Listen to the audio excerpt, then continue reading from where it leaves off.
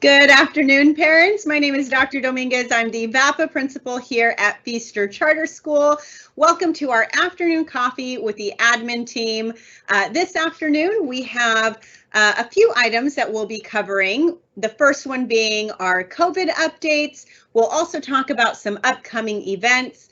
We'll share some recent acknowledgements that we have had and end with a couple of reminders. And so we'll just go ahead and jump right into our COVID-19 updates. Each month, we like to update our community with our current numbers. And by numbers, I mean the individuals the positive cases that we have had here at Feaster Charter School with both our students and our staff members. And so, as you can see, the data really shows a fluctuation where it really just kind of has a wave of a pattern.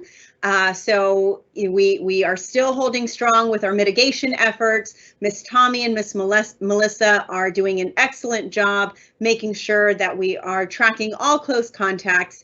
And of course, our teachers are very vigilant in making sure that any students that display symptoms are sent right to the front office. So we attribute a lot of our successes, a lot of the containment of the numbers or the cases to certainly our mitigation efforts and the processes and the teams that we have in place to support those efforts. And so I just want to share just a resource that we use here at Feaster, and in fact, all schools use this. This is called the San Diego County of Education Decision Tree. And so I know it looks a bit complicated, but really what this is this determines what the end result is for individuals that are symptomatic, asymptomatic, and or who test positive for COVID. And so this resource is created by San Diego County of Ed. All of the schools follow this particular decision tree, and it goes into great detail in terms of when students can return to campus and what the options are for parents who have students who are considered close contacts. So if Miss Melissa or Miss Tommy gives you a call to inform you that your child has been identified as a close contact, this is the resource that we are following. And so these guidelines change frequently. We are certainly up to date with all of the updates. And in fact, there was just an update a few days ago on November 5th. And so we make sure that we have the latest guidelines to follow to make sure that students and parents have that information as well. And so all of that to say that our teams have the information, we are up to date with the new changes, and we are working diligently to make sure that students are safe and that staff members are safe. And we're confident that these mitigation efforts will continue to hold strong as we get into the colder months or the colder weather that is quickly approaching with December and January. And so I just wanted to share this information so that you have some ideas to what resources we're using when we're making decisions about quarantine and or isolation. And so now on to something a little more positive. I just want to again remind our community that this year we will be hosting the musical theater of Madagascar. And our two teachers, Miss Vianney, Miss Husher, Miss Vianney, who's our new dance teacher, and Miss Husher, who is our music teacher, along with Mr. Mislan, who is our technology teacher, will be working together to put together our Madagascar musical. So if you have any students, parents that are interested in theater, interested in singing or dancing, please make sure to let them know to sign up for Madagascar. They can touch base with any of the teachers. Audition workshops will begin November 29th, the week that we come back from Thanksgiving, and auditions will close December 17th. And that's when the casting will be revealed for Madagascar. So we really encourage everyone to participate. It's going to be a great time. We have a brand new stage with brand new lights and a brand new auditorium to host our first musical of in the last couple of years. So we're very, very excited about that. Along with that, just one more bit of information. We have today, sorry about that. Today we have our special board meeting. And so if you're interested in attending our special board meeting, here's the information. You can also attend by scanning the QR code and or typing the meeting ID and passcode. So it's always great to be involved, to listen to what Feaster is doing in terms of policy and budget, and to also be in contact with the board members of Feaster Charter School. And so just on that note, one shout out or acknowledgement that I'd like to highlight is our partnership with Office Depot in Chula Vista.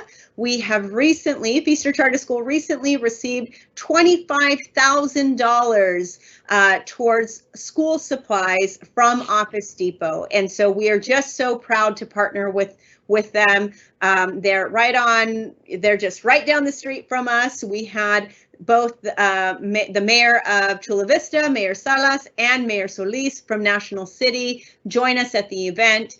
And it was just wonderful. We're so appreciative of Office Depot, Mr. Moncada, Mr. Bigley, and the entire Office Depot team.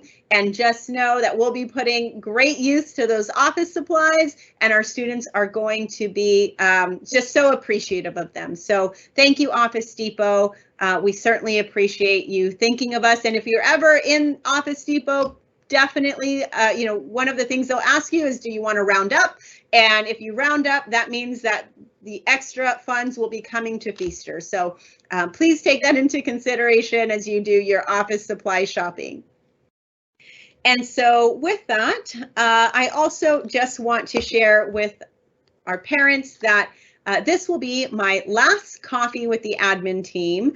Friday will be my last day here at Feaster, and it has just been a wonderful, wonderful time. And I have spent the last 8 years here, both as a teacher and as an administrator, and I can say with my entire heart that Feaster is just such a special place. It's a gem of a place with dedicated educators that are willing to go above and beyond for our students, and really good structures and systems in place. And I'm confident that with the under the leadership of Mr. Villareal, our executive director, that Feaster will continue to reach great successes in the future. So thank you, parents, and thank you, students. I will cherish these years for a lifetime.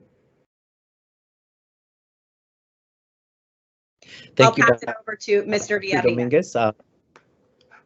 Thank you. Thank you, Dr. Dominguez. From the Feaster community, I'm sure we all wish you luck in your next adventure in your career. Thank you for the last 8 years serving the Feaster students and community. It is greatly appreciated. You will be missed, but you have left a legacy here, and I know that the staff and students and community are really, really appreciative of you. Thank you again. Okay, so thank you. So we want to remind everyone of some very important information, traffic, ingress and egress. When you're dropping off students in the morning, when you're picking up students in the afternoon, please remember that what we do every day here at Feaster is first and foremost for the safety of your children, our students. When we ask you to please, move up in the line so that the cars can move up, we want, parents to come in and pick up their kids as quickly as possible. We ask that you do not drop off kids on the driver's side of the vehicle to avoid any accidents. We ask you to be courteous, following all traffic rules. Make sure you also do not run over any of our cones, as they are there for a reason, to not let you in or the car in. So please, thank you. And just remember to just be on time. If you get here 5 minutes early, you probably will find, a spot in the line that's favorable. Or if you're going to park, because now kinder and first grade parents are able to walk on campus to pick up their kids, please try to arrive maybe 5-10 minutes earlier to find parking. That way way you don't have to rush. Thank you again for being courteous, and thank you for understanding that we are doing this for the safety of your children. Thank you. And we'll move on to the next slide here. Every year, all schools must update their comprehensive school safety plan. So I'm going to talk a little bit about what the comprehensive school safety plan entails. I'm not going to show the entire document here, but you are welcome to access the document. Once the document is approved by our board, it will be accessible to the public as well. The comprehensive school safety plan covers the following items on these bullets: assessment of current status of school crime and safety, appropriate programs and strategies to provide school safety, school dress code, safe ingress and egress procedures, ensuring a safe and orderly environment, a review of hazard and vulnerability assessment, and also a review of emergency facilities. So just to come back to the first bullet, an assessment of school current status and crime. This past year, we had 0 suspensions. We had 0 expulsions. We did have 80 students who were chronically absent out of 1,100 students. When you consider that number of students, it's not a lot, but still it's 80 students who are not at school learning. So we work with our team to ensure that parents and students are aware and notified when these absences are occurring. We also had 28 calls to our school resource officer or the police department for support of our school. Again, considering that we are in the neighborhood that we have unfortunately a lot of crime in our neighborhood. It's not currently impacting our school directly, but it does impact the community, and therefore some of those calls are to ensure that our school is safety. We also work with the fire department to ensure that all fire inspections are always clear. Currently, there are some violations, but we are working with our custodial staff. We're working with the fire marshal to ensure that we are providing remedies for any of those violations. Thank you. Also, programs that are appropriate strategies to provide safety. We're constantly working with our health and safety plan. We have a wellness program where we ensure that our students are eating healthy. We have we teach wellness during our physical education classes, and we also ensure that all students, all teachers are also aware of their priorities, which is to maintain safety of all students at all times. We are a dress code. We have a dress code. We have a uniform. Our students, are required to wear uniform. Please ensure that your children continue to bring their appropriate dress to school. If there's ever a need for uniform, Ms. Acuña, our parent liaison, will be glad to assist you all here at school. The next part, which is a safe ingress and egress procedure. So I briefly touched upon this on the previous slide, but we are continually addressing, evaluating our ingress and egress, and we again are always looking for the most effective and efficient way to invite students to school and then also to dismiss them at the end of the day. We are always open to suggestions as well.